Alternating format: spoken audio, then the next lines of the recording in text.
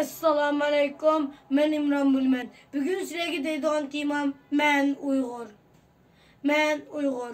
Men şanlı tarih yaratkan, güzel medeniyetke sahip olgan han evladı Uygur men. Men Uygur milleti arasında Uygur'un uydu tuğuldu.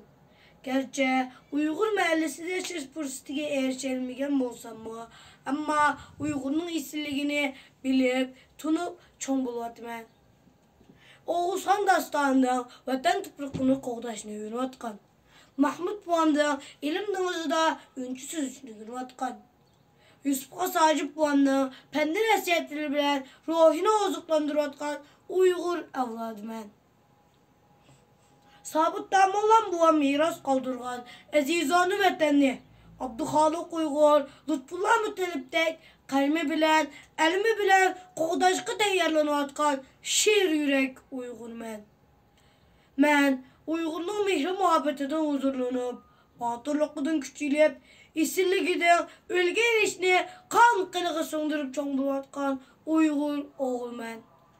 Dostum, men de, siz de, hemimizde ecdat ruhi inipla dururduken Uygur ölmeydi. Uygur kökleydi. Uygur herkes yok almaydı. Rahmet.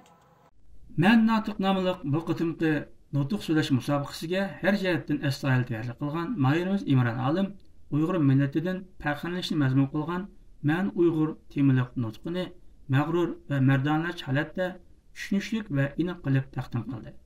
Nutqida Uygur milletining tarixda yaratgan katta maddiy va ma'naviy asarlaridan Uygur milletining taraqqiy qilishi va qudrat topishi uchun ömrünün oxirigacha fidokorlik ko'rsatib kuch chiqargan olimlar, hükümdarlar, ma'rifatparar zotlar va Uygur o'g'lonlaridan faxrlanganligini, o'zining mushundaq bir esil millatning farzandi bo'lishdan iftixorlanganligini hayajon ilkida so'zlab o'tgan İmran Alim hozirgi Uyg'urlarning o'tmishda zo'r natijalarni yaratib, ta'sir doirasi paydo qilgan Uyg'urlardan o'ginib, ularning izidan mangsa adoqcha mavjud bo'lib, tushunib ma'laydiganligini naiti pulib toshqan ishonch bilan so'zlaydi.